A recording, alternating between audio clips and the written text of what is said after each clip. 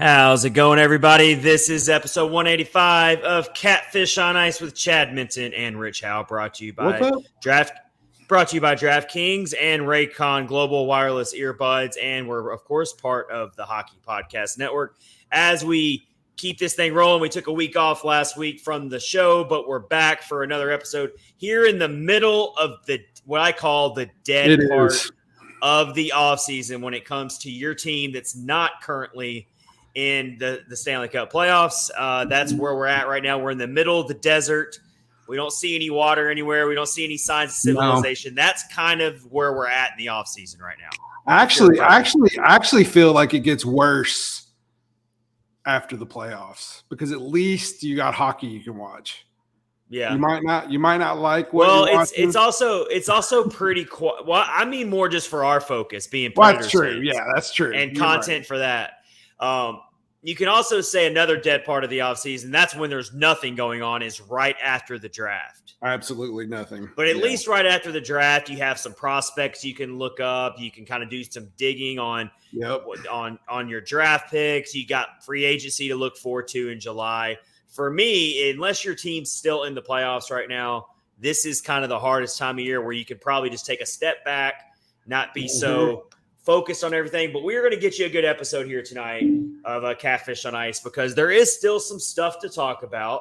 Yep. We are going to get into just what we think Barry Trotz in his first, I know he's not official yet title-wise. Almost. Getting close. It's basically his job right now. It's his first offseason as GM, and boy, does he have an interesting one in his first go-around because the Predators are a really weird team to put your finger on. You don't know really what they should do. Do you think they should just be patient, let the young kids grow, go into 2023-24, let the chips fall where they may, or should Barry Trotz try to keep this roster playoff competitive and add a piece or two in free agency, pull off a trade or two?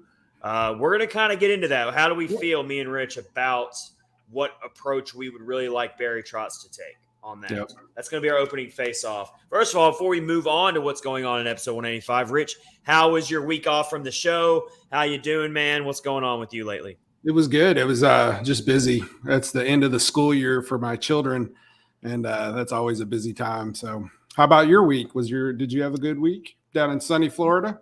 I mean, it's been sunny. It's definitely hotter than Hades down here. Even for this time of year, it's super hot. Yeah. But other than that, not too much to report back on. But I want to tell everyone something just because it's on the top of my head because it happened today. So first of all, down here in St. Pete, there were so many amazing restaurants, little hidden treasures, places you would never even realize a restaurant. So I tried out this sandwich shop, this hoagie restaurant that's right around the corner from me. It seemed interesting, had some good reviews.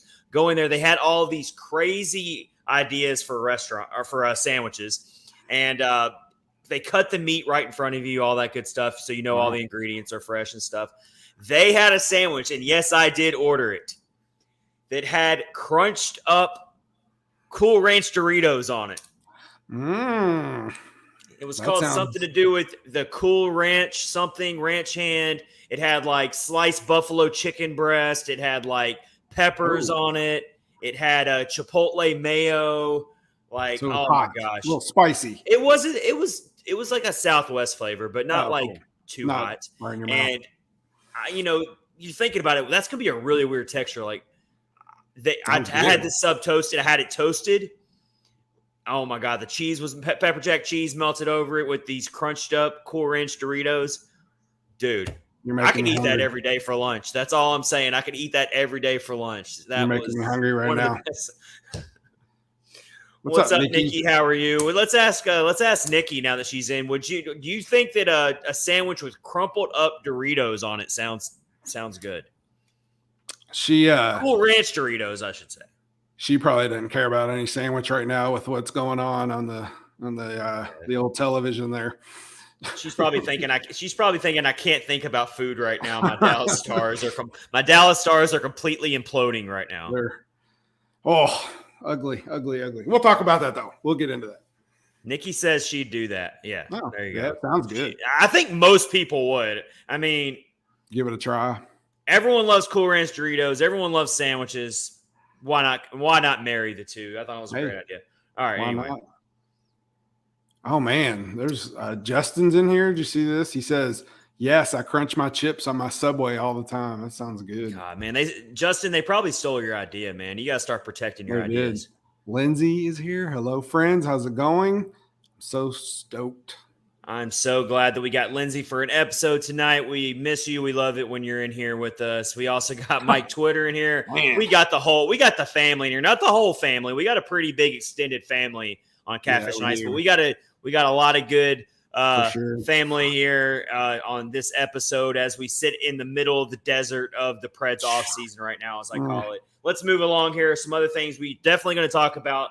What's going on in the Stanley Cup playoffs right now as we've reached the conference finals. And we are on the verge of having both series at 3-0 deficits, which also happened in the NBA. How crazy is that? I heard about that. My father-in-law told me about that.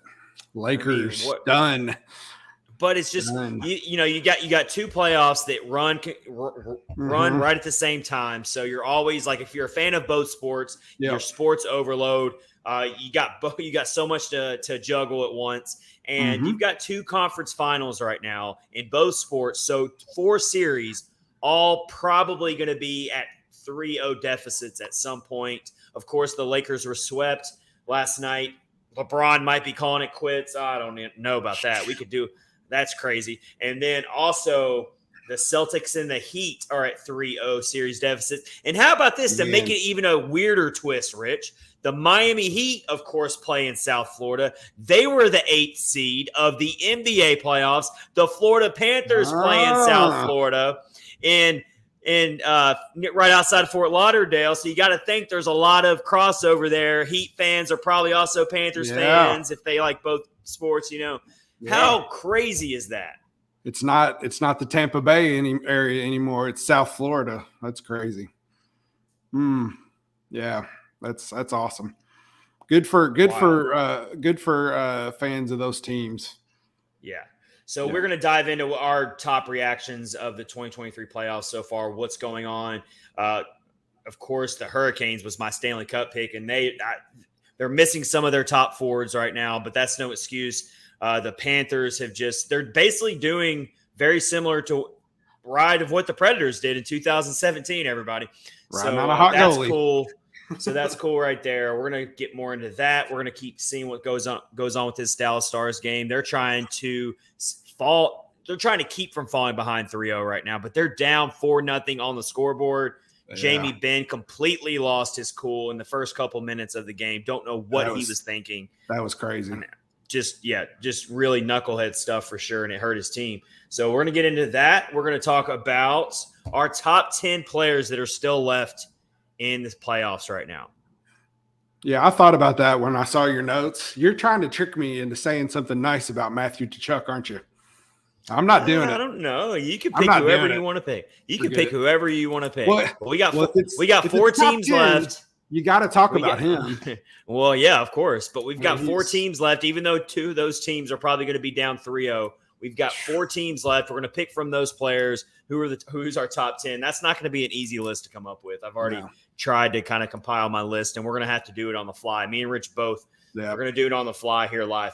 And then also we're going to, of course, talk about our Milwaukee Admirals who are in the conference finals. It's been really fun to watch them. They have cured a lot of Smashville's void right now when it comes to not having the Predators in the playoffs. All this time they've gotten to follow the Admirals, and it's been a really cool consolation prize, in terms of, because we're watching a lot of the same players who played down the stretch of the Preds season now getting this playoff success. It's really cool. Yeah. It's awesome for their development that they're getting these critical games and winning these huge games in the postseason. That stuff matters, even though it's just the AHL. It doesn't matter. These young players are going to really get a lot out of this to prepare for the upcoming season, because a lot of these guys are going to be right back on the Preds roster for 2023-24. Yep. And yes, we do care about and follow the Milwaukee Admirals. We love the Milwaukee Admirals, right? Absolutely. definitely. And I've really thought it was cool that most of the Nashville media has jumped on board and talked a lot about him. There's one unnamed radio shock jock that will go unnamed, but everyone knows who I'm talking about, who seems to think that it doesn't matter. He doesn't care. He's sick of talking about it. I think he just says stuff just to get a rise out of people, to be quite honest. But if he does mean it, then if he does mean that, then he might need to look for a new job, because he works for the Predators flagship station. And a lot of these guys that play on the Admirals are going to be playing for the Predators in just a couple months. So just a really dumb statement. But we'll move on from that. The credentials might get pulled for that. No, that'll never happen.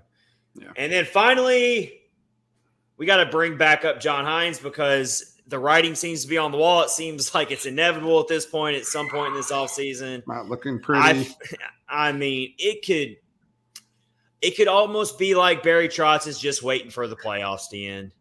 Yeah. Because that's how I look at it. I look at it more like that than I do. Like, why would you wait this long to confirm that John Hynes is coming back for another year? Wouldn't you just have already made that crystal clear if that was in your mind? Of course, we know that the original statement was that he's a wait and see approach. He's going to evaluate everything. But that was when he first got announced. So no one was expecting him. No one was expecting Barry Trotz on day one of the announcement to just come out and say, Hynes, you're gone. I know a lot of fans would have liked that. Yeah. But right being there this late. Right there at the table. He's like, oh, yeah, by the way, go pack your office. Yeah, exactly. But being this late into the at least this late into the Preds offseason, I know that it's still the Stanley Cup playoffs and everything, but being this late into the Preds offseason, I feel like he would have already confirmed, yes, he's coming back next year. Let's stop all those questions. Yep. It hasn't happened. And what? So that just that only tells me one thing, and that he's not coming back. We'll talk about it a little bit. For sure. That's what we got in store for tonight. I'm sure some other funny stuff will come up along the way. But until then, let's go ahead and do our opening face-off and talk about Barry Trotz and just how we feel like he should approach this offseason. Rich, I want to ask you first. Would you like him to go – I'm not saying go all in necessarily, but I mean, do you want him to be aggressive? Do you want him to kind of take a similar approach to what David Poile did last offseason when he went out and, made quite a few signings? They were smaller signings. They weren't any big splashes. Yeah. But, he went out and got a Nino Niederreiter for cheap. He went out and made a couple 2-year signings here and there. Or would you rather Barry Trotz just take a year to have a trial run almost with this young core that played so well down the stretch? What are you leaning towards right now? I'd like to kind of see a mixture of the two. Don't be overly aggressive, but also don't just sit back and do absolutely nothing. I think it's a new era, obviously, in Nashville. I don't think things are going to obviously stay the way they have been for the past several years. I think Barry Trotz is going to do whatever he has to do to make this team better. He's got not pressure yet, but new ownership coming in. I think the new ownership is going to want to win, obviously maybe a little more than the previous ownership. I don't want him to rush into anything. Although if he could work out getting Austin Matthews, that'd be pretty awesome, but I don't think that's going to happen. But just kind of passive aggressiveness, I guess, kind of ease in a little bit and just see what he can do. If something awesome jumps in his way, do whatever he can to better the team, but don't overdo it. I think that'd be the best approach. Yeah, I agree with you there. My thing about it is it's very underwhelming when I look at the pending free agents this offseason. Yeah. I don't see anything that just really sticks out to me that I feel like is going to be a game changer for the Predators if they sign this player or that player. And that kind of pushes me to think that this is going to be probably a pretty boring free agency for the Predators and for Trotz. I don't think he should go out there and sign a bunch of guys just for the sake of doing it. No, because you largely do have a roster that you can feel pretty good about going into next season. Now, does that mean you feel like you have a roster that's going to win a Stanley Cup next season? Probably not. No. But I don't see any free agents that are realistic with the Preds cap situation and where they're at for them to really go after. There are a couple that I would like to get out there, but I don't see how Barry Trotz is really in a position right now to go too heavy in the paint, if you will, when it comes to signing free agents. And now the trade market is where something might get a little bit more interesting. Yeah, that's going to be very interesting, especially up in Toronto. For sure. We got someone new on YouTube saying, "Good evening, gang. What's up?" This is a Shashka Tooth Tiger. That's awesome. That's a really, really cool YouTube name there. What's up, Shashka Tooth Tiger? That's a tongue twister right there. Oh, cool. They have the Shashka Tooth Tiger. What's up, Shashka Tooth? God, I gotta learn how to say that. What's up to you? Thank you for joining the live episode. Got the cool old dinosaur Predators logo. That's cool. That's like one of the best logos ever. So any trades possible. I mean, we kind of touched on this in a previous episode. Of course, I brought up Ryan Johansson. I got a lot of pushback on that on Twitter. People saying no one's ever going to want to trade for Ryan Johansson. My thought on that was always you got to retain salary, at least half of that salary of $8 million, and you've got to find the right team that needs him.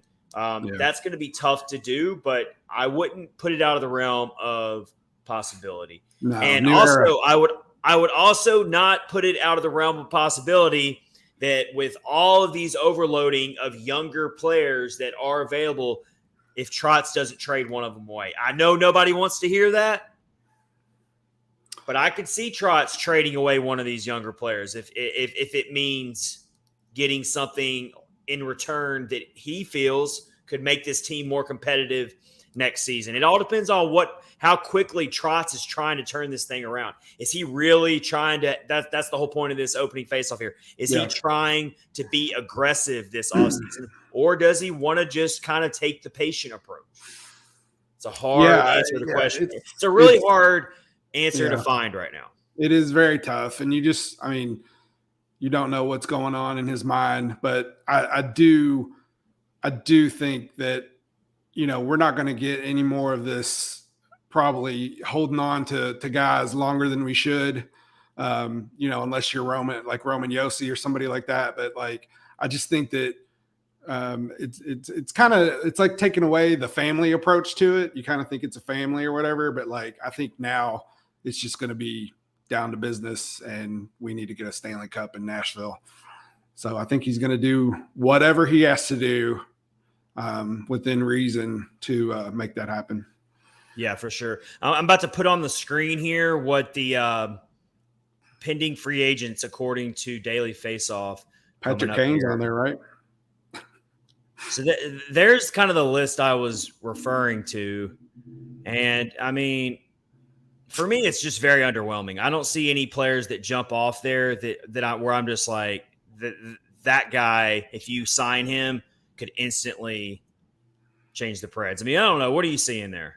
Yeah, what are you seeing there, Rich, on that list? I see a couple of names, but they're probably out of the realm of what could happen. Like Ryan O'Reilly would not be bad. He played really well in the series against Florida. He had some pretty good games. Couple. I don't know. Yeah, it's tough. You've got Max Domi, who's currently playing for the Dallas Stars right now. He's a pending free agent. He plays center left wing, according to Daily Faceoff. So here's my criteria. If you're signing anyone to a free agent this offseason, if you're signing anyone to a free agent, please make sure they're under 30 years old. That's like my cutoff point. The Preds are not in a position to be going out and taking a chance on aging veterans. So stay away from that.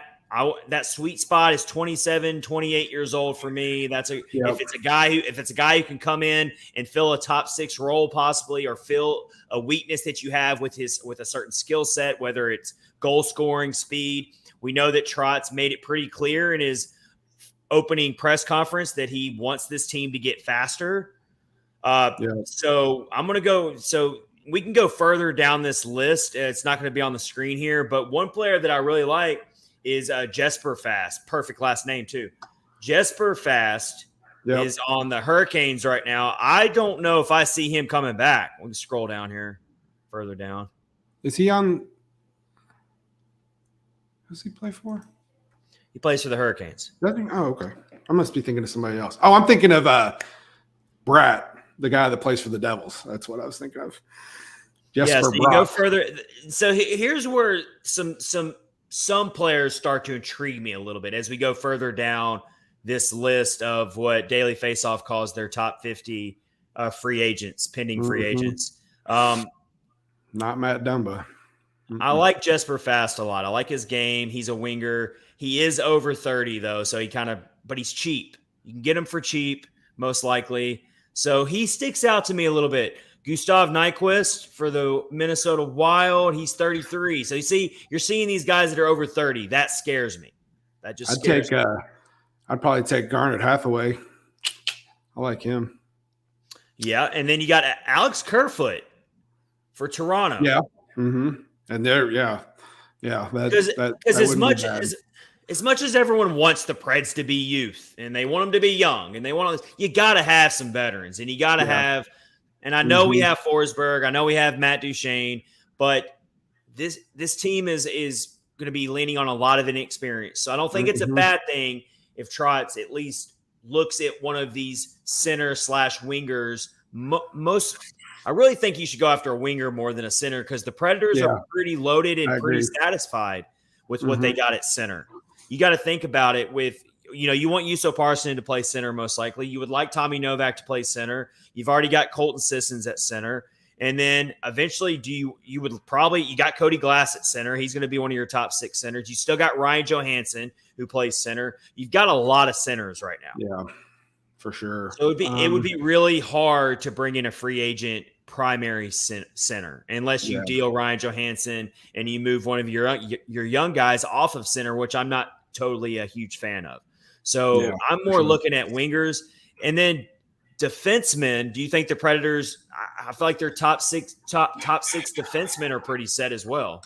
I think they're pretty good on defensemen. I'm okay with who we have right now. I'd really want them to keep Tyson Barrie.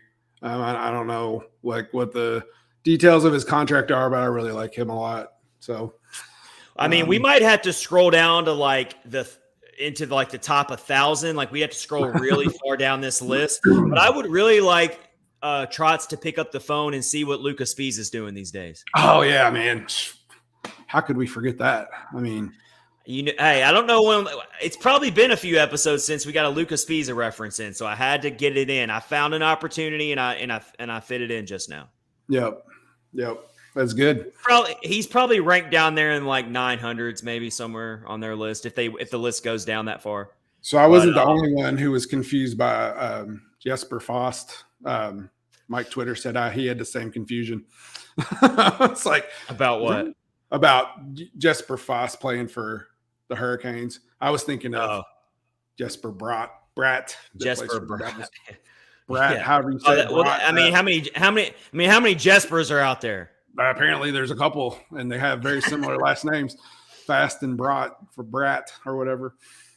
So, but yeah, so there's your list of free agents. I think it's gonna be a pretty boring and quiet free agency period for the Preds. Yeah, I agree. I think so. Maybe he can find somebody who would fit well. I think it would do him some good to at least kick the tires on a couple of those guys. So. Definitely. Yeah. We will see what happens. Of course, we'll see how the draft is approached as well. We're going to do a full draft episode a couple weeks or the week of the draft. So we'll save all the draft content for when we get closer to that. All right, let's move along here as we talk about something else that in Trotz's offseason plans. And we're gonna end the episode talking more about this, but I think Rich knows exactly where I'm going with this. What do you think is the underlying reason that Trotz has not confirmed nor denied what John Hynes' future is for next season? Yeah, we were talking a little bit before we started, and I think you said it. I think he's just waiting for the playoffs to be over. I promise you his mind is made up right now because what the team's not together. What else are you going to evaluate? There's nothing else to evaluate. So I think he's made his decision. And I don't know. The only thing Barry Trotz is evaluating right now is how these guys are playing for Milwaukee. He's evaluating their games. He's definitely looking at that right now because he's trying to think, okay, how's this going to affect my team in 2023-24? But he's also probably, he's probably been watching the playoffs and looking at maybe some of those free agents we just talked about and seeing how they're performing in the playoffs and seeing, okay, I would really like to have a player like that on my team next year. Going to be giving him a phone call if I can. So other than that, there's not a lot. There's no evaluating when it comes to tying it to John Hynes right now. There's nothing else to figure out here. You either know that you want him for another year, which is he does have one more year technically on his contract, or you're moving on. I think you're right. I think he's just waiting until the playoffs are over, and he's also waiting. More importantly, you know what? And I could be reading way too much into this, but I actually think that he's waiting, more importantly, for the Milwaukee Admirals to finish their playoff run. Why would you announce that a coach is being fired when your organization is still technically playing playoff hockey right now? Yeah, it's not the Predators, but it's your organization. Yeah, we're all one family here, and a lot of those players played for John Hynes. Yeah, tons of them. Yeah, you don't want to make a huge decision like that and have those players possibly get a little distracted by it. There might be some players who really want to play for John Hynes, and if you announce a decision like that, that could mess up their mental approach. So that's kind of where I see it. Yeah, I think his saving grace, if he has any hope of keeping his job, it feels like, is the way he navigated the end of the season with so many injuries. The Predators were fun to watch those young guys just out there giving their all in the face of not having any veterans hardly. And I think the way he handled that could help him make a case for keeping his job. But I don't know. I think Trotz just is going to wipe the slate clean and start fresh. But yeah, I think that it's more or less just that I just don't think John Hynes is the right answer long term. And with the new GM coming in, you're not going to keep him around. Like you said, it's a new era of Nashville Predators hockey. And I know a lot of fans just cannot stand John Hynes. They want him gone. They think he's awful. I don't think it's quite that crystal clear for Barry Trotz. I think for Barry Trotz, he wants to move on simply because it's his show now. He wants his head coach. He wants his players. He wants all of that. I agree 100%. And that's, and that's his prerogative. So yeah, I think there'll be a change. The one thing that just really hurts John Hynes more than anything, and this is what really, really makes it so hard to defend keeping him around, even for just one more year, he has no success as a head coach in the playoffs. Zero.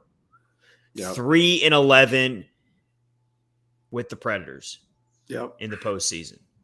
That is just something that you can make excuses all day. Every team has excuses when it comes to injuries. You can make excuses that maybe that record would be a tad bit better if UC Saros is available against the Avalanche. Maybe it gets them one more win. That's about it.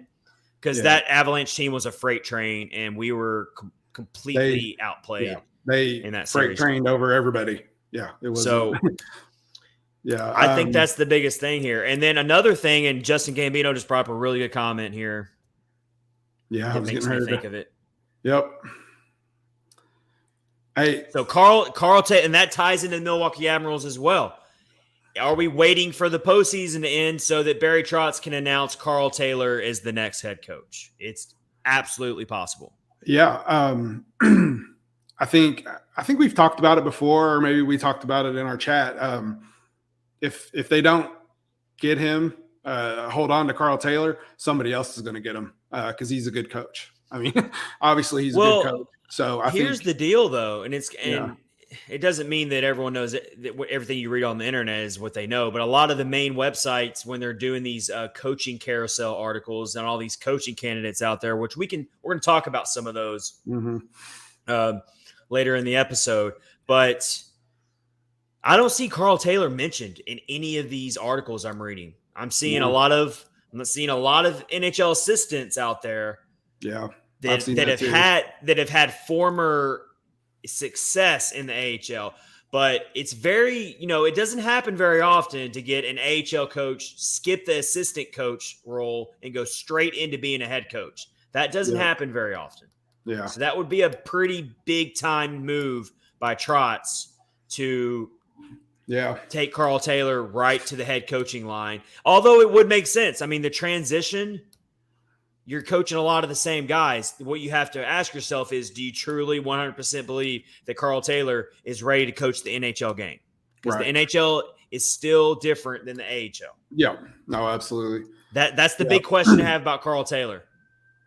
Yeah, and I know that can't remember who I asked somebody one time, like I sent a question into one of the guys, maybe who used to run the Predators official podcast or something, about obviously the Predators and the Admirals play a similar style so that they can be swapped in and out easily. But if Hynes is gone, maybe Carl Taylor has a different system they want to implement, and it might be even better than what they have now. So I mean, I think that he knows the players well, and he's coached all of them, and how awesome they're playing now, and he's familiar with all of them. I think that is a good point.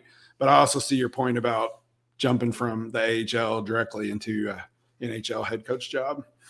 And here's even another wrinkle in this whole John Hynes limbo that we're in right now. Not just the Carl Taylor factor in all of this, but also, don't you think how he might be waiting for this as well? Don't you think that if a decision is going to be made on John Hynes and he's going to be, let go, it's going to happen before the draft? No, yeah. How re-energizing would that be for the fan base hosting the NHL draft? And you've got your new head coach announced. Think about your new general manager. Think about the energy. Think about the energy from the fan base. That no matter who it is that's the new head coach, they're going to probably be happy about it, most likely. Yeah, you've got except for Peter Laviolette. For Peter. Man, you've got your new GM. You would have a new head coach. A new young core of players. You would have the ability to jump up some spots in the draft. I mean, it's all set. It's all setting up to be a really, really huge draft for the Predators. Not only because they're hosting it, but because of the new look that they're going to have with Barry Trotz leading the way, with the ability with all those draft picks to make moves and wheel and deal. It's going to be. Yeah. I can't wait for it. I really cannot wait. It's exciting. It's going to be so cool. It's exciting for sure. I got some NHL coaching candidates pulled up here that we're going to list, but we're going to save that for a little bit later in the episode. We're going to leave you with a little cliffhanger there on that one. You have to keep watching. You're stuck with us for a little bit longer. If you're watching live right now, if you're just riding down the road and you've already downloaded the podcast, I guess you can fast forward if you want to. Yeah, for sure. But we don't want you to do that. No, listen to all of What's going on in the playoffs? Are the Stars just still getting ran out of the building? I think it's still 4-0. I think they're in an intermission right now. I think that the Dallas Stars just decided that it's not their night. I'm gonna tell you, I don't care for any of the 4 teams that are left. I think I've made that plain and clear in the past. But out of the 4, I can stand Dallas and Carolina the most. They're the ones that I hitched my wagon to, and that was apparently a mistake because they're just not playing very well. So a Golden Knights Panthers final just gives me the creeps. I just don't like it. But don't like it. Well, we're about to talk. Let's talk about this game real quick tonight with the Stars and the Golden Knights. First of all, going into this game, I truly felt like the Stars were going to make a statement, and they Me were going to too. make this a 2-1 series, because the first 2 games, the Stars had the ability to win those 2 games as well. They, Yep. both games they could have won those games. So I figured, okay, they're going to come in like gangbusters in Game 3 in front of their home crowd. They're going to make a statement. They're going to make this a series. Just felt it. Yep. And what do you know? Right off the rip, Jamie Benn, your captain, makes one of the most boneheaded plays you can make. Even if a rookie does this, you're just extremely upset. Much less when it's your captain, a veteran who knows better. Yep. It's just, it boggles my mind that I've seen Jamie Benn do some pretty not nice things before. So let's watch it for our live viewers. Let's watch it here and see how this play went down. I've seen him do some stuff before, but not like that. And there's the first shove. Nothing there. Right there. And Let I would argue it's more of a push with the stick open as it is a extended cross check, but nonetheless, it didn't look good. And we'll see what the referees decide once they've had a better look at it and see exactly where this cross check ended up. He's like, why did I do that? The officials tonight on the headsets with the Situation Room. Here comes things turn fast. I mean, in a game like this, and you're down 2-0 if you're Dallas. I think that right there is what did it. What are you doing? Why would you do that? Yeah, I don't know. Yeah, kudos to Mark Stone for not jumping up and wanting to hit him in the face, but he's not really that type of player. Plus, he already knew that he didn't have to do anything else. He knew that his team was about to get a 5-minute. He didn't have to retaliate on that. Yeah. I think he was looking at him more like, "What are you doing, dude?" Yeah, why would you do that? Yeah. Jamie Benn might have to answer for that next season, though. My whole thing about that is, it's one thing if you're ticked off and you want to send a message, you want to wake your team up, you want to lay a hard hit out. We're all for that. It's playoff hockey. There's a time and a place to do that. There's time and a place. You can lay out a big hit. You can take a 2-minute penalty to set a tone. We see players do that all the time, and it shifts momentum to the other team. You take the 2-minute penalty, you kill the 2-minute penalty off, you get all this momentum, the guy comes back out, next thing you know, your team scores a goal. It happens all the time. Yeah. But you cannot do something like that gets you thrown out of the game. You have to kill a 5-minute penalty. And that was a really heartbreaking and backbreaking penalty kill as well, because the Stars actually were masterful for like the first 4 minutes of that kill. And they nearly scored a shorthanded goal to make it 1-1. And you want to talk about a momentum shifter if that happened. But they barely missed a rebound opportunity. It bounced off the stick of, I can't remember the player that was driving the net, but he had a wide open net. Vegas counters and they score. Vegas counters on that shorthanded attempt, and they score. They make it 2-0. Then later after that, then you're gassed. You're gassed because you just killed a 5-minute penalty. You're down. You're playing with 10 forwards now, and you're down a veteran, a leader on your ice. He's out of the game now, and then Vegas scores and makes it 3-0. It's just a killer. Then the Stars hit the post twice to make it try to make it 3-1. So it's just one train wreck after another for the Stars. I mean, if Jamie Benn was trying to ignite his team, it failed miserably. It just did not pan out the way he might have thought. I don't know. Something tells me that behind closed doors, Jamie Benn is going to owe an apology to every single one of his teammates. Oh yeah, for sure. Yeah. He's going to have to make a serious speech to the locker room, or maybe he can do it one-on-one. But he owes an apology to every single one of his teammates for putting them in that position that early in the game, in such a pivotal game. Game 3, when you're down 2-0 at home, that's a game you got to have. Cannot do it. You should probably call and apologize to Mark Stone as well. well, that's probably not going to happen. No, I don't think so. But but how about, you don't see that a lot either? Captain on captain crime here. Yeah, I agree. That is crazy. I mean, I've seen some pretty heinous things, but that's.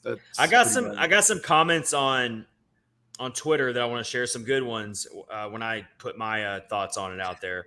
Right after it happened, Coach Jason says there's a way to fire up your team other than that. Yeah, I think I'd agree with that. Yeah, for sure. I got one that's not safe for work, so I'm not going to share it. You guys can go look it up if you want. Back Nine Bourbon says Ben being Ben. Yeah, well, Jamie Benn does have a history. He does. Yeah. Yeah. Fred on Twitter says Ben is now a real Texan. What's that mean?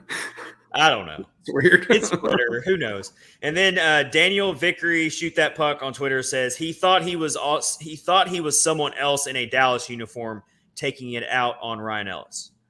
Oh. I think that's a Corey Perry reference there. Oh, I read the one you wouldn't read. That's funny.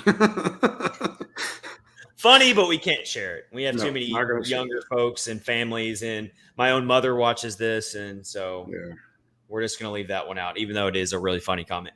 All right, what about? So it's looking very likely right now that it's going to be a Vegas, Florida Stanley Cup final. Yeah, because I want to know who penciled in that Stanley Cup prediction before the season started. It's crazy.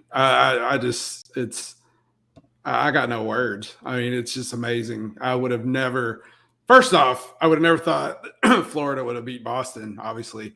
And then I had Toronto picked to make it to the Stanley Cup Finals. So it's all. So, Rich, you were telling me, I think you told me this before we actually went live tonight. You told me that you don't care for any of the 4 teams. Yeah, I don't. They're not my favorites, but of the 4, I like Dallas a little bit, and I can stand Carolina. I like their players. They got a lot of good players, but I know you have a lot of animosity for the Florida Panthers because of one particular player. I do. But I don't, and I'm in no way ever rooted for the Panthers. I've never had any reason to. Yep. But the fact that they are an 8 seed is obviously really cool. And then also the fact that they've actually never won a Stanley Cup is pretty cool. Now, that's one less team that now has one, and then you still have the Predators who don't have one. So whenever a new team wins their first Stanley Cup, the list gets shorter and shorter that the Predators are on that don't have a Stanley Cup. Yeah, it's a bummer for sure. You can, if you're trying to be the bitter fan that doesn't want to see any other teams win their first Stanley Cup, and you're a Preds fan, then you're probably rooting against the Florida Panthers right now. But I don't really fall into all that. So I guess I got to go for the Panthers at this point. Yeah, I mean, I don't like the player that we're referencing, but I still do recognize his talent. He's an awesome player. I mean, he's just really good. And the run that these guys are putting together is it's amazing to watch them. I think the X factor in the whole thing is Bobrovsky. I think if you don't have him on the way he's playing right now, they wouldn't have won. They wouldn't have got as far. But he's really revitalizing. Yes. I mean, his career was still going on pretty good, but he's had a lot of playoff mishaps in his history. He has, yeah, for sure. And he wasn't playing. I mean, he makes I think he's $10 million a year or something insane. He's earning it now, and he's definitely playing well. You're seeing a lot of Columbus Blue Jackets accounts out there, podcasts and team accounts that are jumping out and saying that they're really happy for Bob because he might have had some bad moments representing the Blue Jackets in the postseason, but he's coming out strong in these playoffs to do what he's doing. Yeah. So he's definitely been an X factor for sure. No one confused the Florida Panthers for being a stalwart defensive team coming into these playoffs. Yeah, for sure. And even Matthew Tkachuk said, if you would have told us that we'd be in the beat Boston or whatever back in January, he said, I would have told you you're crazy. So yeah. Well, and also, I mean, they barely snuck in. I mean, exactly. a lot of people thought it was going to be the Penguins who would sneak in and get that final spot, or even the Capitals, or the Capitals were expected maybe to get the last spot. Buffalo was hanging around to maybe get the final spot. It ends up being the Panthers. I'll keep referencing this. I went on March 2nd to see the Preds play at the Panthers, and their fans were extremely upset with the way their team was playing, and they were as good as dead in terms of making the playoffs. And that was a very young team that trotted out there for the Preds that night, and they went out and they beat the Panthers that night. So it just goes to show you how crazy hockey can be. Oh yeah, for sure. That there's a decent chance that the Panthers are going to be a team that's definitely going to probably be in the Stanley Cup. And not all that long ago, this young Preds team went down on the road and beat that team. Yeah, absolutely. That's cool. That's something you're a Preds fan to be happy about. I think the key to the whole thing, though, is definitely their goaltending. I think if you don't have that, they wouldn't have gotten as far as they did. And that just tells you what a hot goaltender can do for your team. I'm pulling up the goalie stats right now for these playoffs. And when you're looking at save percentage out of all of the goalies, Sergei Bobrovsky is second at a .935 save percentage for these playoffs. .935, 2.15 goals against average, 1 shutout, and 12 starts. Yeah. The only person ahead of him is Frederick Anderson, who he's gone out, right? Is he one of their injured players? Frederick Anderson? He played last night. Oh, he did? Yeah. Okay, so he actually had a pretty good game as well. It was goalie goal, right? It was 1-0. Yeah, for sure. It's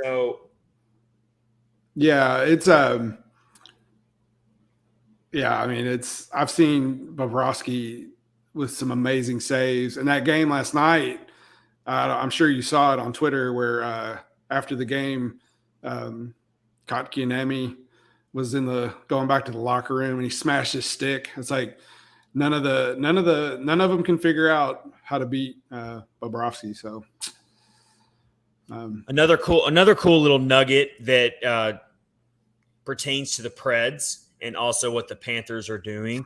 The Panthers, if they end up sealing the deal and getting into the Stanley Cup, they will be one of just 3 teams ever to be the lowest seeded team to enter the playoffs and make the Stanley Cup.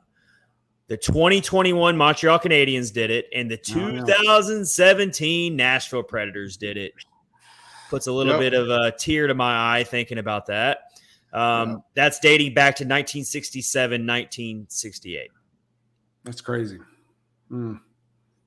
So this does not happen very often. And if it does happen, it's going to be the 3rd time in the last 6 seasons. That's pretty wild. Never happened until 2017 when the Preds did it. And now it might happen a 3rd time. And they have a good chance of winning the whole thing. And that's another reason why we always say Stanley Cup's the hardest trophy to win in sports. Absolutely. In team sports, at least. Because you really never know. You just never know. And that's why it's kind of cool that the NBA's got a team of their own that's a low seed. Normally, the NBA is just chalk. It's like whoever's the top team wins. For sure. But even the NBA, but that's why we love sports, is to see these crazy Cinderella runs like this. Yeah. And you can even go back and look at the St. Louis Blues. They were in a worse situation than Florida was. Like, they were not going to make the playoffs, and they turned their whole season around and won the Stanley Cup. So it's anything's possible, like you said, and that is why it is the hardest trophy to win, for sure. Yep. I would have never in a million years thought that the Panthers could beat Boston, but no one did. Yeah, but except for maybe some delusional Panthers fans, and maybe they're not so delusional now. And that's what's so great about hockey is any of these guys can beat the other team on any given night. So, all right, we are about to actually try to rank our top 10 players still left in the playoffs. It's going to be tough. Going to be really tough.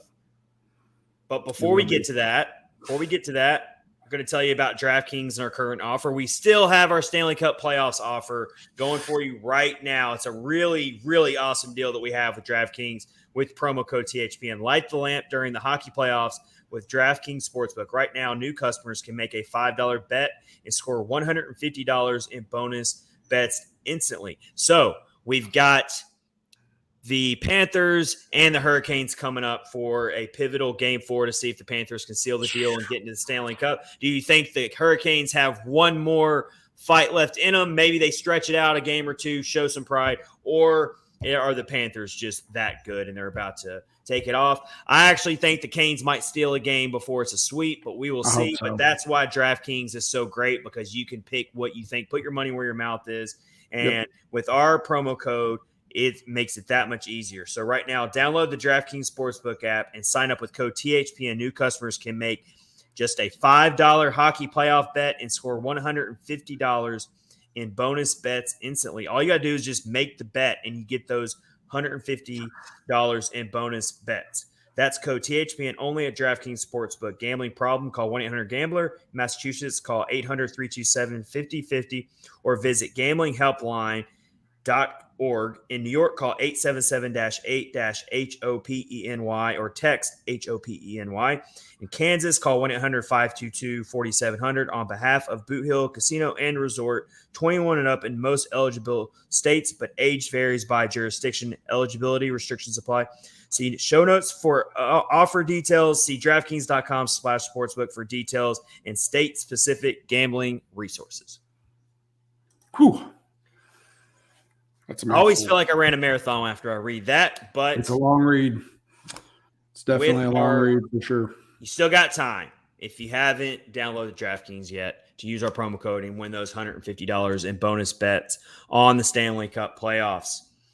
Let's see how we're going to do this, Rich. Let's do our top 10. And we're doing this on how they've played in these current playoffs, not overall body of work, career, what we think they're going to do in the future, just on these current playoffs.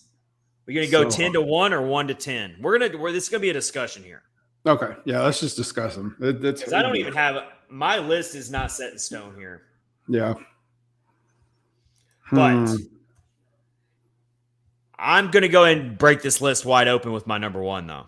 And you're going to disagree. Number one? Okay, number one. Right off the bat. Yeah, we're going to work our way back. I'm working my way back. I can't start at number 10. That's going to be too hard. Yeah, that's hard. My number one is got to be Matthew Tkachuk. I know you're mad at me for that. No, I'm not mad. I think it's my number one would be Bobrovsky. But Matthew Tkachuk, 2 overtime winners, goals. He's got actually 3. He's got 3. The 3 now? Okay, yeah. He's got 3. He's got 7 power play points, 19 points in 15 games. A lot of people ridiculed that trade when it happened in a way. They thought that the Panthers gave up too much to Calgary at the time, but it's paying off. Because Tkachuk was all over the rumor mills when it was going on. Mm-hmm. I mean, I even wrote a big Pred Lines article for it at the time saying I was really nervous about giving up a ton just to get Matthew Tkachuk. And first of all, the Preds weren't even on Tkachuk's list of teams he wanted to go to, so it would have never happened anyway. Right. But the point is, we all thought at the time, wow, giving up a lot just to get Matthew Tkachuk. And then with the way the Panthers season was going and it looked like they were going to miss the playoffs, man, it was easy to just say, wow, to rethink that trade. And then look at where they're at now just a couple months later. It's just you just never know how sports are going to happen. Yeah. I just wish he wouldn't chew on his mouthpiece so much. His mouth. And I also wish he would untuck his jersey out of the back of his pants. That drives me up the wall. But other than that, yeah. He likes he likes the extracurriculars after the whistle blows, and sometimes I know why he does it. He's just trying to get a rise out of the other people. But I don't know. It's just a little annoying after a while. But he is a good player. I mean, I'm not going to say he's not, because I would not do that. I mean, you can make an argument for Bobrovsky, number one. I'm kind of tempted to lean your way, but I'm going to stick with Tkachuk at number 1 on my list, and I'm going to take Bobrovsky at number 2. Okay. I would probably have those flipped, but yeah, I agree.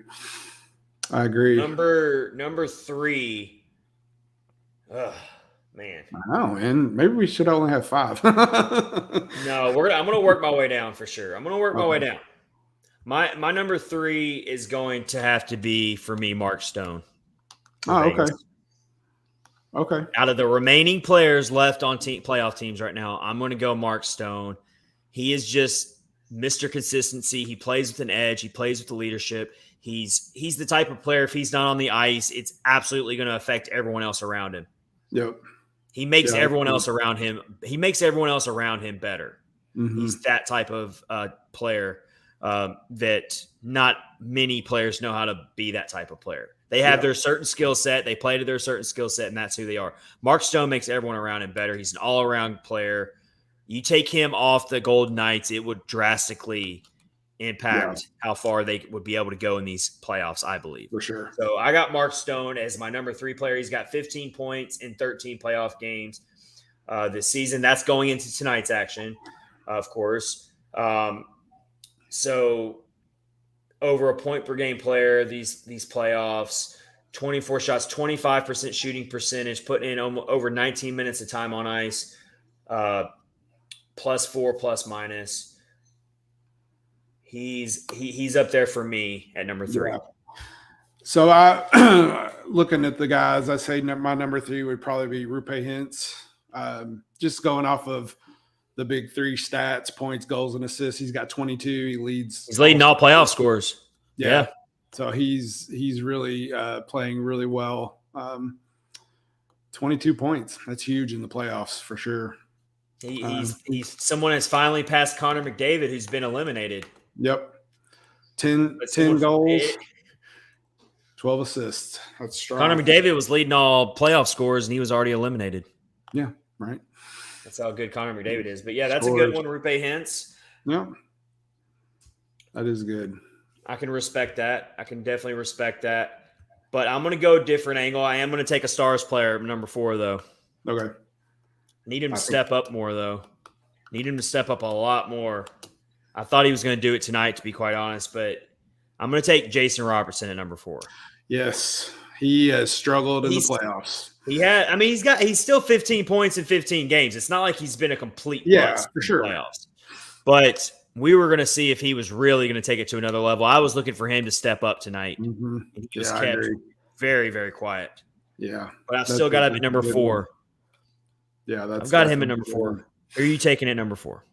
I think I would like to go with Carter Verhaeghe for Florida.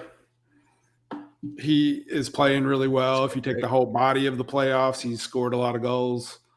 He's got 14 points as well. He just seems like he's always in the mix in front of the net. Scores some big goals. So 3 of your top 4 are Florida Panthers. Yeah, I guess. No, that makes sense. Hey. Yeah, you got to look at it the way they're playing. I mean, they're playing great. They're playing as a team right now. They really are. Mm-hmm. Yep, for sure. All right, so I am going to have to go Rupe Hintz with my next one at number 5. I can't leave out of my top 5 the leading scorer in the playoffs right now. Yeah, cannot do that.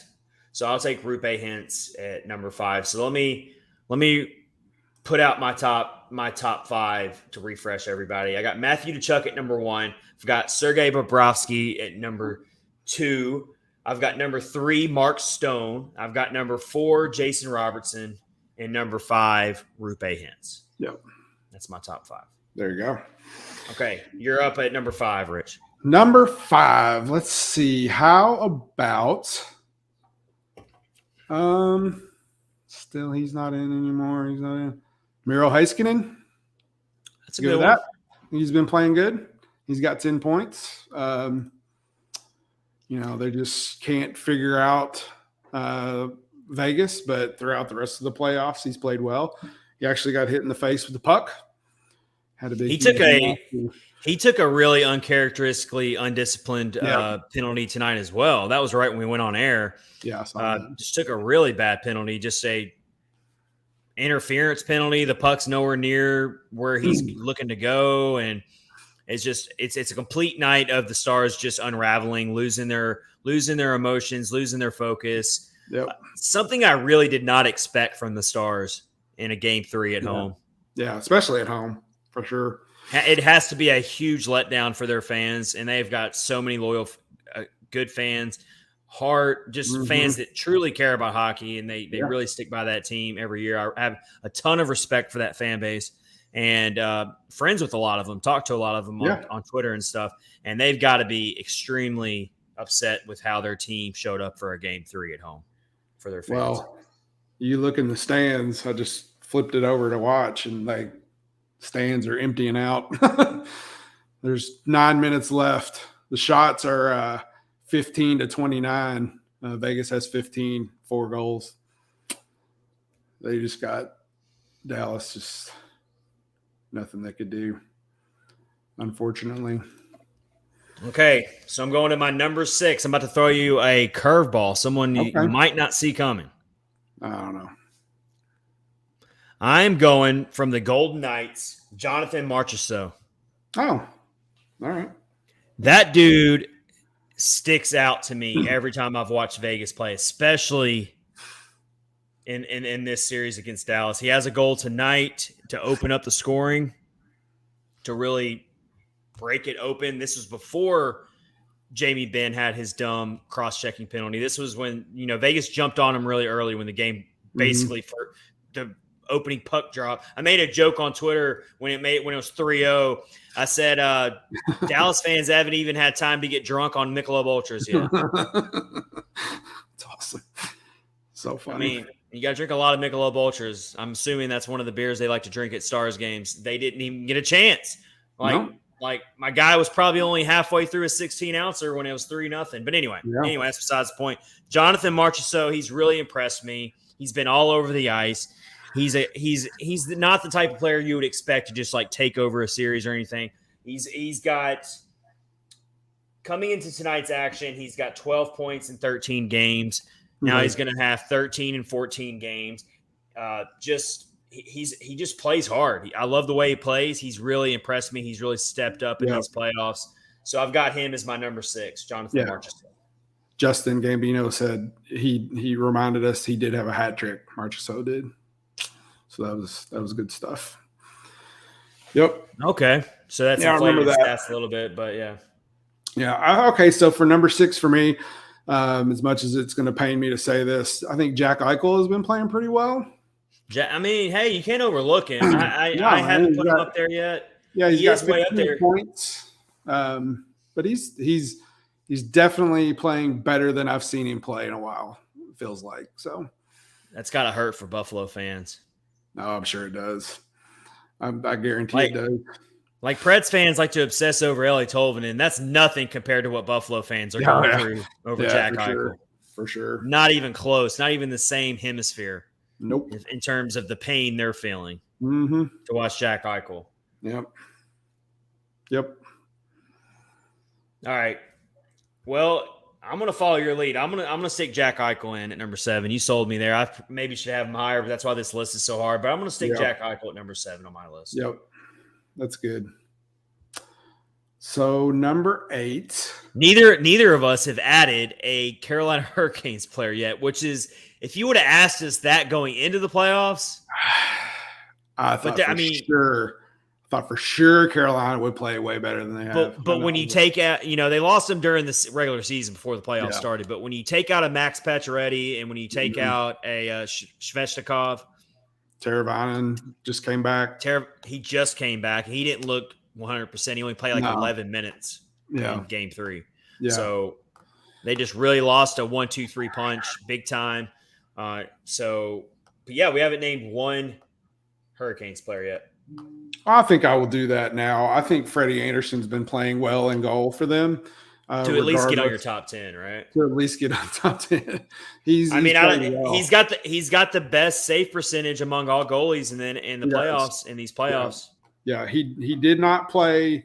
He played last night, but he didn't play in the other game because that was after the 4 overtime loss that didn't finish until 2 a.m. So, but overall, like throughout the whole playoffs, he's played well. Yeah, I'm gonna put him at number 8. For my list. I think for sure. Good. Yep.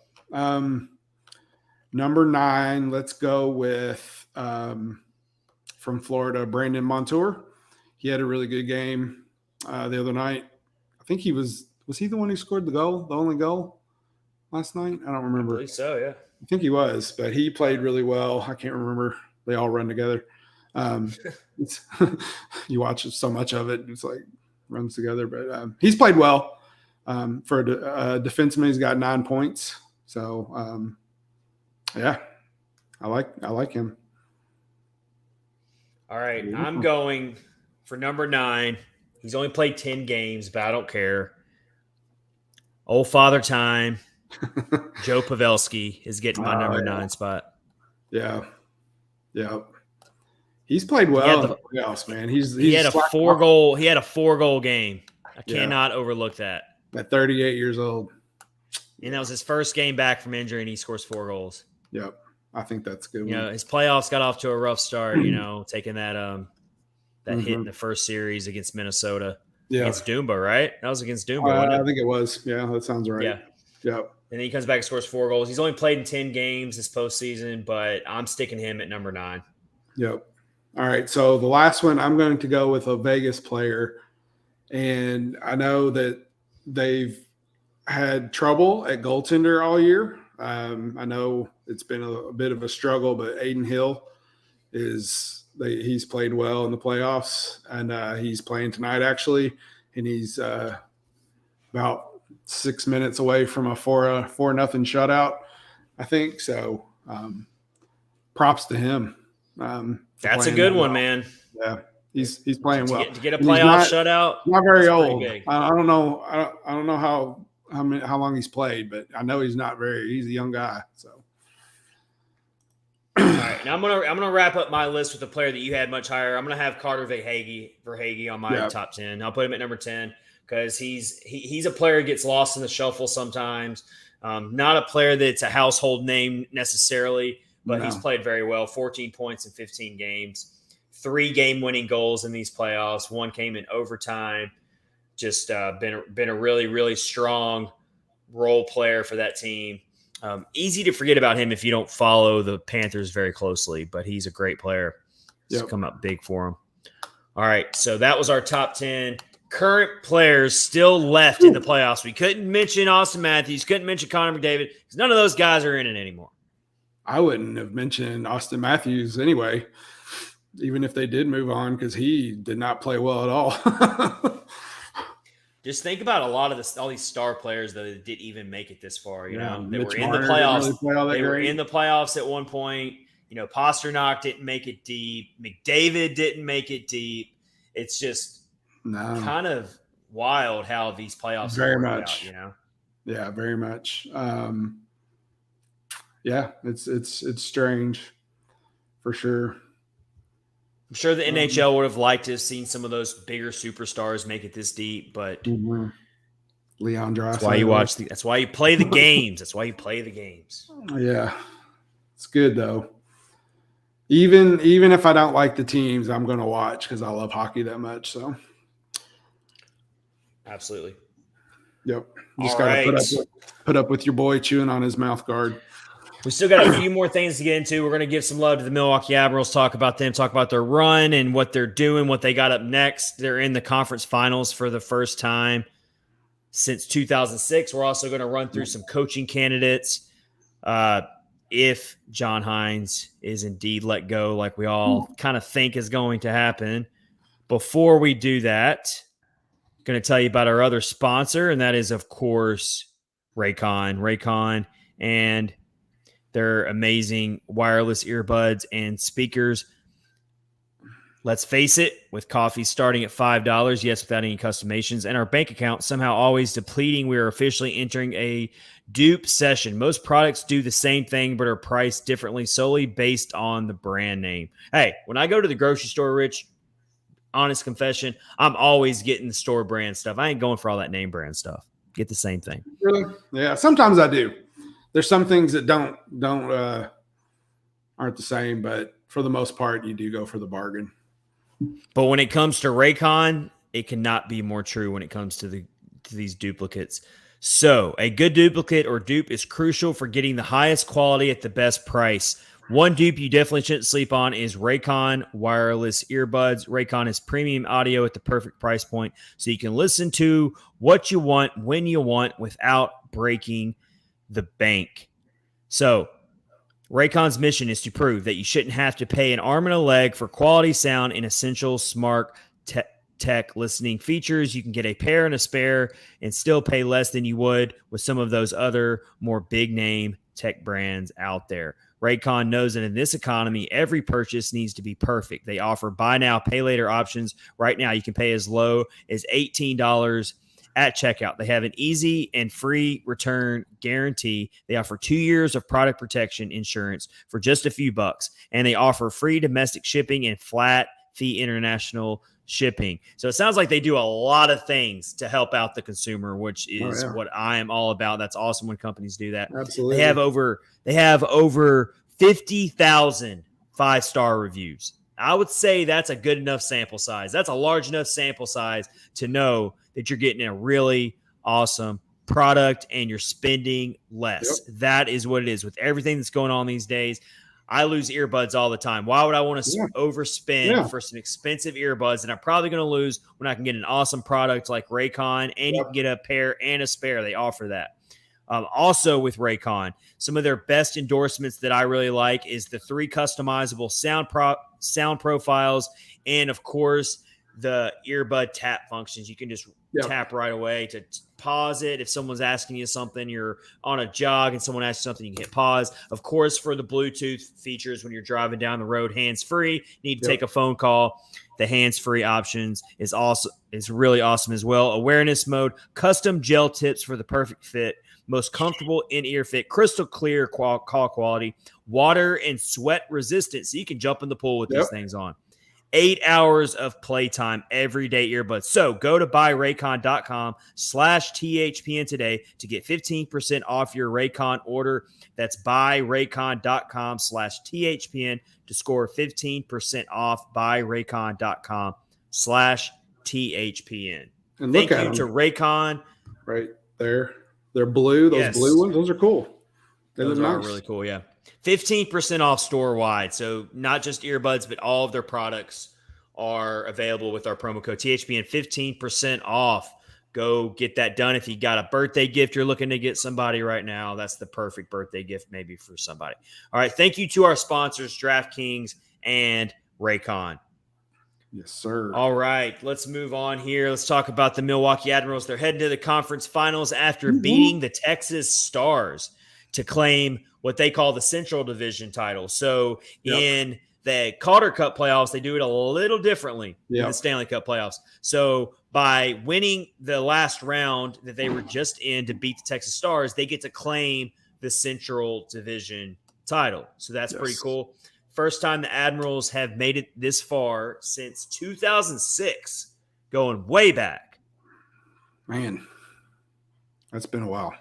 And as I was saying earlier, I really think this has done a marvelous job at filling that empty void that Preds fans have, that they don't have. They didn't get any playoff hockey this year, not even a first round. They didn't get any of that, and they're getting to see all these same players that were playing the last few months of the season play for the Admirals right now in these meaningful playoff games. It's just been so cool to watch. And I think that's what makes it cool to watch is you're familiar with the players. You know all of them because you watched them at the end of the season, how well they played, and I think that makes a difference for sure.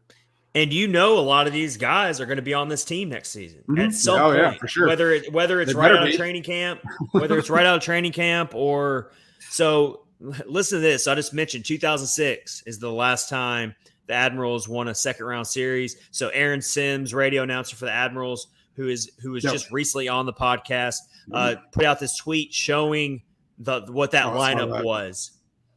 Let me just throw out some names I know a lot of you listening right now and watching are going to recognize. On that 2006 Admirals team, we had Shea Weber. There you go. On that team.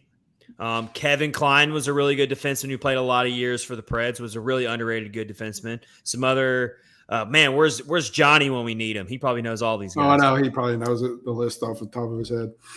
Jordan Tutu. I know everyone knows Jordan Tutu. Everybody knows him. He was on that Admirals team. Scotty Upshaw was a good player for the Preds for a little bit. Cal O'Reilly. Let's see. So a lot of these names, even me, being as long as I've been a Preds fan, do not recognize them. A lot of these guys, if they did play for the Preds, it was very short lived. But Pekka Rinne, look at that, was the goalie that night when the Admirals won their last game to go past the second round.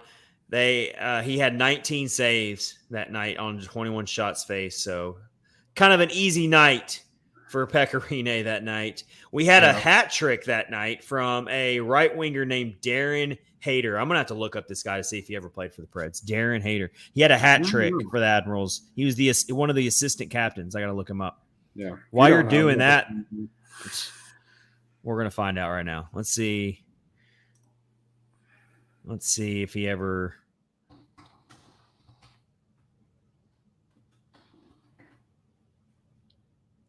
Radar. Oh wow. He only played 2 games for the Predators. 2 games. Played a few seasons for the Admirals. Went on to play for the Atlanta Thrashers, but very briefly. Played for the Colorado Avalanche in 2009, 2010. Wow. Bounced between the NHL and the AHL for a while, and then hasn't played in any type of hockey on the professional level since 2015-16. Yeah, but had a hat trick in that game. So just goes to show you right there just how hard it is to make it from that jump from the AHL to the NHL full time. Oh yeah, for sure. Very, very difficult. Yep. That's cool. One player that's really, really getting a lot of attention through these Calder Cup playoffs for the Admirals is, of course, Joakim Kimmel. Yeah, and he's getting enough. He's getting enough attention right now that people are starting to ask: is he the next one up to get into the Preds lineup next year? I don't know. What do you think about that? I think he might be. I think you're right. If the way he's playing in the playoffs and whatever the stuff I've heard, and I think he might get his chance next season. I mean, the dude's got a wicked shot. His offensive game. You want to talk about a guy who has a skill set that the Predators absolutely need, and they've lacked for so long. First of all, he didn't get a full season in the AHL yet. He came up late for the Admirals this past season. But since he's been up there, he's basically been a point-per-game player. And he has picked up the AHL game so effortlessly. Yeah. 13 points in 14 regular season games. And then he's continuing that same presence in the postseason. So we're going to be talking a lot about him going into training camp. Oh, yeah. I promise you that. We're going to be talking a lot about Joakim Kimmel. He was the 2022 first-round pick just this last draft, and he's already making this big of an impact on the AHL level in the playoffs. Yep. That's a pretty good sign that you nailed that first-round pick. I think the fact that he's picking it up that quick. For sure. Glad to see that. Absolutely. He's got 6 points in 8 playoff games, 5 of those being goals in this current playoff run. Wow. And then, of course, Yaroslav Askarov, of course, is stepping up as well. We're getting to see – first of all, I saw a really cool video of Askarov in the last game. They were on the road playing Texas, and he threw up some hockey gear. I think it might have been a puck. He threw up a puck to like a little I saw that. a younger fan of the other team. And I was like, that just goes to show you that his head's on right. He cares about the fans. He cares, all that good stuff. Really cool to see stuff like that. I haven't watched it yet, but I think he did an interview and he had Igor next to him helping him with his English if he had any problems. So that's kind of cool that he's helping him out. So he's definitely a character, that's for sure. Everybody loves him. He's 6-4 in these current playoffs. .909 save percentage. So he's holding it down. He's holding it down for sure. He's getting that great experience that you need. He's had a goalie fight last season. He tripped a player going for the puck. He did that. Man, he is going to be must-watch television when he gets to the NHL. I think he's already must-watch television. He's already must-watch television. But when he gets on the NHL level, yeah, it's going to be great, and Predators fans are going to go nuts. So game 1 against Coachella Valley. Do you even know where Coachella Valley? Do you even know where that's? All right, it's California, right? Yeah, it's near Palm Springs, I think. Is that that's where they have the big music festival? So game one's this Thursday at 9:00. You can watch it on AHL TV. I think that's where a lot of the fans have been following the action. Are they Las Vegas, their AHL team? That would make sense, but I'm not totally for sure on that. Let's see. The Coachella Valley Firebirds. Where is it at? Yeah, it is in Palm Springs. Luke Evangelista is leading all point scorers for the Admirals through these playoffs with 13 points in 10 games. Fully expect Luke Evangelista to be in the Preds lineup next season. Yeah. I'm sorry. It's not Las Vegas. It's Seattle. They're their AHL team. Oh, that makes sense. I do remember that. Yeah, I do remember that as well. So, Luke Evangelista is leading the Admirals in playoff points. No surprise there, I don't think, honestly. No. Man, when he gets bulked up a little bit, he's going to be a terror. Oh, I can't wait. I'm really hoping he's there game 1 of the regular season next year. I want to see if he can put together a full season, what he can actually accomplish. It's going to be so cool to watch, especially after getting the playoffs. He'll get a training camp under his belt. I mean, he's going to come back next season and maybe even be even more NHL ready, you would think. Yeah. Jordan Gross is second on the Admirals in point scoring with 11. He's another guy that you would not be surprised at all if he is on the Preds roster when the season starts. And then you've also got Kiefer Sherwood, who is, of course, playing tons of minutes for the Preds down the stretch. He's got 8 points in 8 games. Leading goal scorer for the Admirals is Joakim Kimmel with those 5 goals. Luke Evangelista has 4 goals. You go down the list. Igor Afanasyev has a pair of goals and 6 points. It's a really balanced attack. I mean, you're seeing a lot of different players who have scored goals, going all the way down to Spencer Stastny. Michael McCarron's in there. Mark Jankowski. I mean, all these guys played for the Preds last season. Yeah, every single one of them. Mark Jankowski, Roland McEwen, Zach Sanford, Igor Afanasyev. I mean, all these guys were in there at some point. Every one of those names you named played for the Predators. I'm a little concerned. I'm not going to lie. Not going to lie here. I'm a little concerned with what's going on with Philip Tomasino. Oh, are you? No goals, only 3 assists. Has been a little quiet in these playoffs. Yeah, I know. I don't know.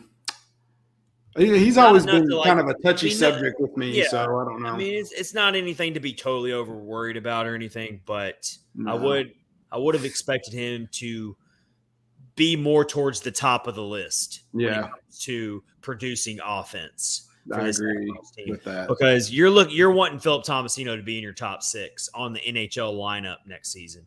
Yeah. Whether it's probably at wing, I don't think he's going to play center because I don't think there's room for him at center right now. No. With Ryan Johansson in the mix, I don't see where you put Philip Tomasino. But we will have to wait and see. But, really cool story. Let's see if they can keep it going. I hope so. Like I said, game 1 is this Thursday. Let's see if they can make it happen and hoist the Calder Cup. Would be very, very, very cool. Yep. Justin Gambino still hanging in with us. Admirals need to get their power play together. It's awful against Texas. Oh, so it's just pretty much gone from needing to get together on the NHL level, and we're just taking it all the way down to the Yeah, we're just going to bring it on down there with us. That's crazy. Don't like it. Let's see here. Justin also says Tomasino woke up at the end of the Texas series. He made incredible passing plays to get the go-ahead goals. Good to know. There you go. Yeah. So let's see if Tomasino can really make a huge impact in this next series here. That's what I'm going to be hoping for. That's what I'm going to be hoping for. Absolutely. All right, here's our last segment of the night. We're circling back. We told you we were going to do it. We're circling back to coaching candidates that are going into this offseason, and could they be potential fits for the Predators? First of all, I'm going to ask Rich right now, and I'll answer myself. 1 to 10, scale of 1 to 10, 10 being confident, 1 being no confidence at all, that John Hynes, can't wait to hear what you say here, John Hynes will be the head coach in Game 1 of 2023-24 of the Nashville Predators. I'll go like a 4. It's possible, but I don't see it happening. It just 4? feels, I don't know, 3 or 4. Low. I'm gonna say, can I say 0? Yeah, you can say 0. I'm gonna say 0. So you think it's already done deal? It's done. I think it's done. It has to be. Yeah, I'm kind of tending to agree with you. That's the only reason we're even. If I didn't think there was, if I thought this was kind of like crazy to even think about, then I wouldn't even be wanting to look at coaching candidates right now. But I'm intrigued, and now I have to look at coaching candidates because I feel like we're about to be in that market. Let's take out Carl Taylor. Okay, we're not gonna.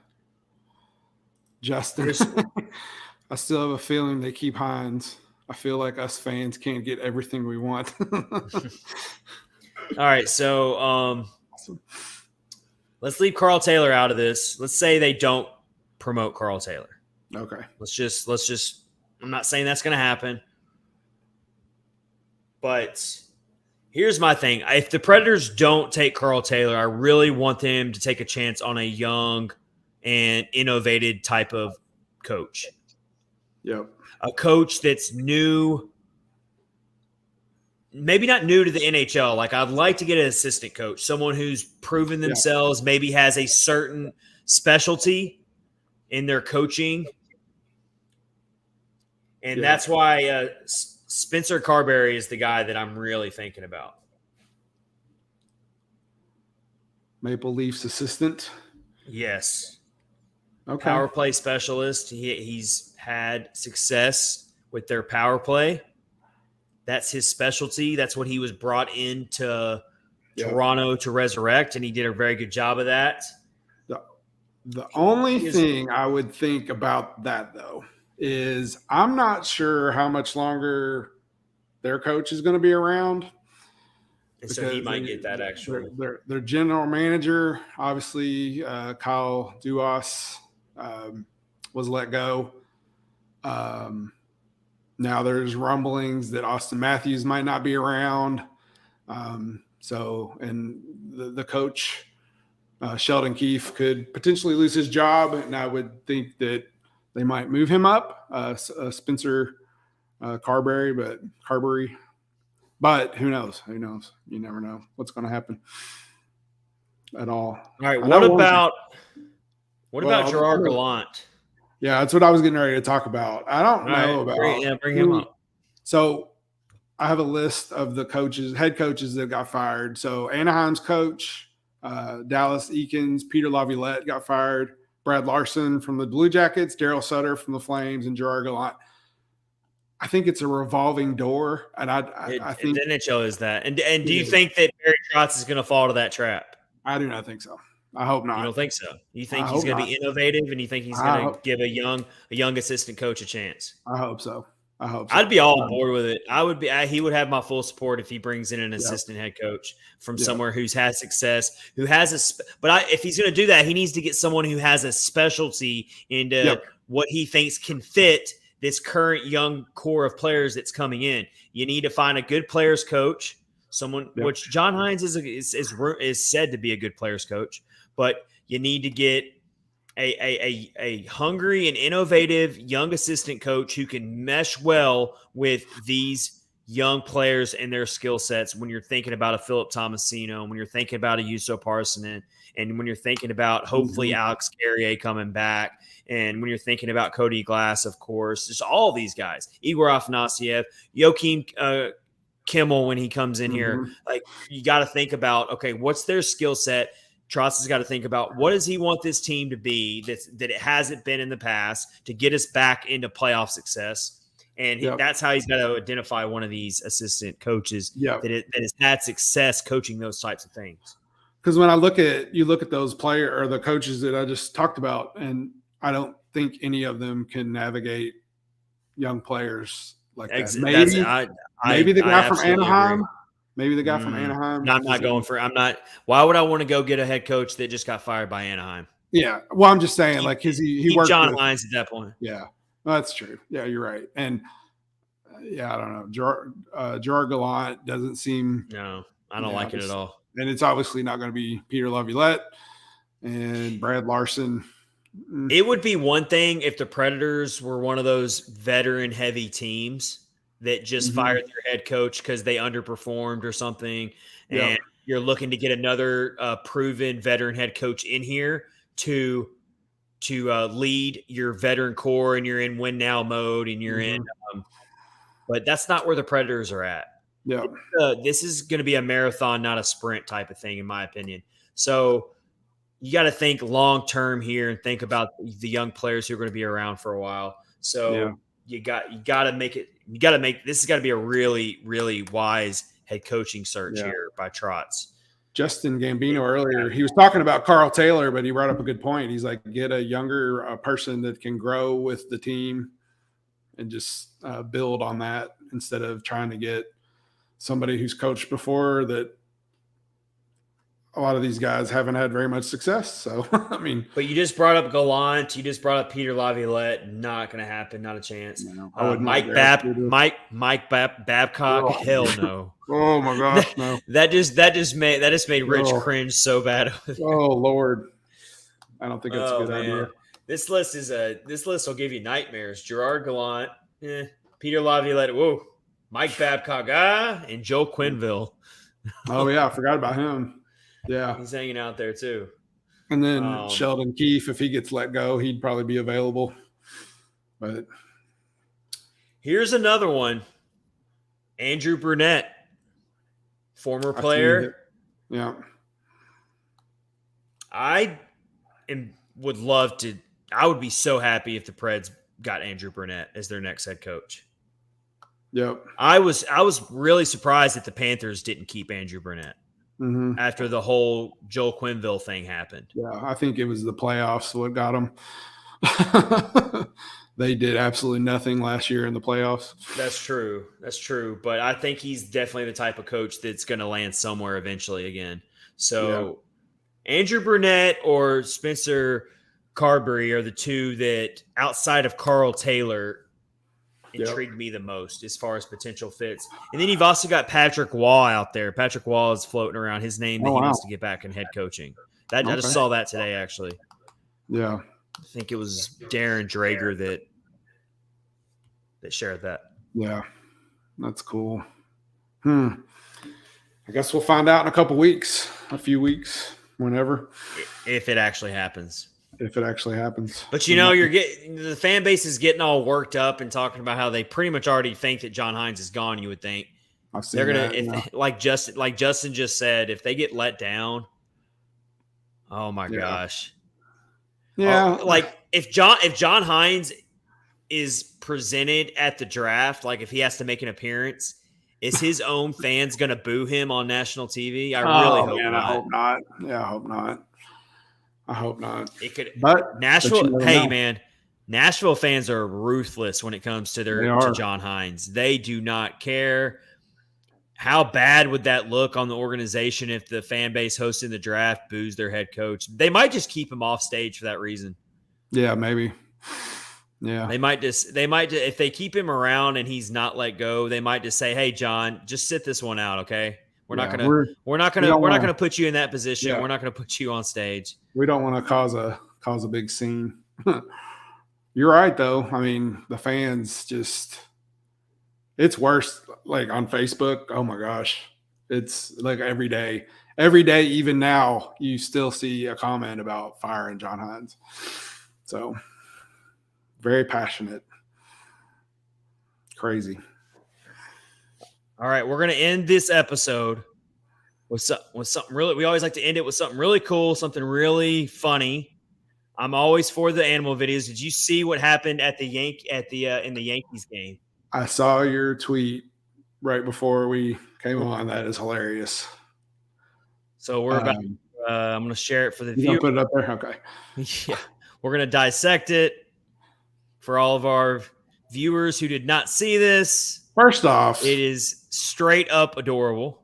Are the guys scared or surprised? I don't know. That's the best. I don't know. All right, so this is a squirrel literally running. Yankee bullpen, but then he got loose. Look at this guy. In slow motion, don't pick up your phone. You're scared of a squirrel? And that's this guy's not, though. That guy's not scared. And now he's become a flying squirrel. Oh, this is not good. He sticks the landing much better than we would. I'll tell you that. Oh, I didn't know he was that high.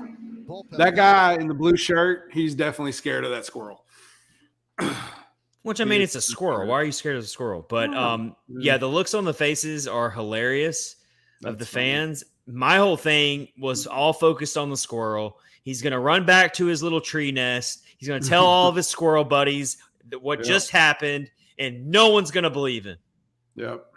He's going to be like, oh, my gosh, I was running across this large open area. All these humans were staring at me. I dove, and they're not going to believe him. Squirrel buddies are going to be like, that didn't happen. That's crazy. You had to be there to believe it, I swear. That's funny. That's good. So living in downtown St. Pete, there are squirrels everywhere. And they're so used to being near humans that they just don't even care about you at all. Like you have to get almost right up on them and for them to even like run away. People probably feed them. And they're just the cutest things. And it's just like sometimes I'm like, that's got to be the easiest life right there to be a squirrel. Like you just get to run around jump around on trees. You don't really have any predators, and you're just kind of out there. Unless you're in the forest, you got squirrel hunters. I guess. But, other than that, pretty easy life. Pretty easy life. If you're a squirrel. Well, I have a friend. He actually plays drums in my band. He has a pet squirrel. And it's a big, huge, fat. Is it a rescue squirrel? Like, how did he end up with it? His wife found it when it was a little baby, and they've had it ever since it was a baby. Oh my gosh! And now it's a big. He's good size. And what do they just let him roam free in the house? Or they have a cage. They have a cage thing, and then they let him run free sometimes. So. Does he do like a hamster? Do they give him a hamster wheel, like a hamster? Like, will he run a wheel? I don't know. I don't know what he does, but I've always a domesticated squirle. Yeah, I always joke around with him and tell him it's got rabies and all that kind of stuff. That's cool though that they rescued it. He's big too. Like, He's a big it's like people have pet skunks. They take out the little. Have you ever heard of that? I have. They take out the gland that the scent gland or whatever, and apparently they make really good pets. I guess it's like a cat sort of. I don't know. I mean, hey, people have tarantulas crawling around their houses. Not in my house. I went to a buddy's house one time. Back when I was in college, I went to a buddy's house one time, and he failed to tell anyone that he had a pet tarantula, and the thing literally went crawling across the living room floor. Oh man! I about jumped through the ceiling. He was like, "Oh, that's just my pet tarantula. She won't hurt anybody." Oh yeah, for sure. Hopefully. I was like, all right. I think I gotta go. I think I got something else to do. Yeah, tonight. I would not. Be okay it with that. was wild. It was great. It's like people keeping snakes. I don't like that. Snakes. Either. I understand snakes way more than I do tarantulas. No, neither one. Our friend CJ joined late. He said my friends have 2 baby raccoons. Oh, that's adorable. Trash pandas. CJ, how did you miss the Milwaukee Admirals talk? He said that earlier. He said I missed it, didn't I? Yeah. We might have to have CJ on in the next episode. Yeah, for sure. Tell us about how, if he wants to, because he's been friend of ours for a long time. Mm-hmm. He's a great dude. He's a diehard Admirals fan. He lives up there. He goes to a ton of games. He could probably give us plenty of good insight on what the Admirals are doing in these playoffs. For sure. All right, everybody, we are going to let you go here for this edition of Catfish on Ice, episode 185, brought to you by DraftKings and Raycon with promo codes THPN and part of Hockey Podcast Network. We'll get through this dead part of the offseason together, but until then, everyone have a great week. Thank you for joining. Thank you for watching live on YouTube, Twitter, and Facebook. Hit subscribe if you're on YouTube right now. It helps a ton. Leave a comment on Facebook. Hit the like button. Hit follow on Twitter. All of that helps out a ton. Thank you for your support. We will see you next time on Catfish on Ice. Have a good one.